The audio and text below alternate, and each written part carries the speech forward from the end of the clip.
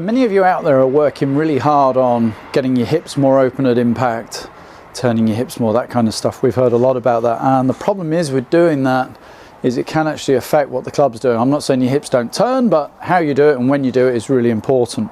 One thing I would say is that when you're thinking about doing that and you're moving into the downswing, getting the hips moving, on the way down, think for you right-handers, that it's the left hip that's trying to get out of the way. Too many of you I see are driving this right hip to try and rotate the hips more, and the problem with that is we'll see players kick out towards the toes of their right foot too quickly, and that's pretty much a precursor to getting the hands, the arms and the club moving outwards too much. So if you feel that's something you struggle with, a really super little drill, which is again something we got from Mike Bender, is simply to hit some shots with the toes of the right foot curled up, and then try not to allow the toes of the right foot to hit the ground until just after you've made contact with the ball. You can always just try some practice swings and simply try and hit at a T-peg. So take your setup, raise the foot up, make some swings, and only let the toes of the right foot touch the ground after impact.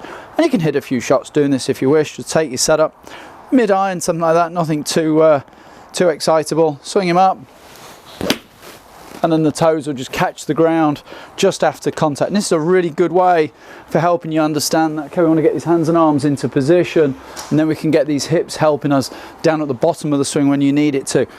It's really important, as we said, you're not kicking out too quick and getting out onto those toes too early in the downswing. Give this a go, it's really going to help your game.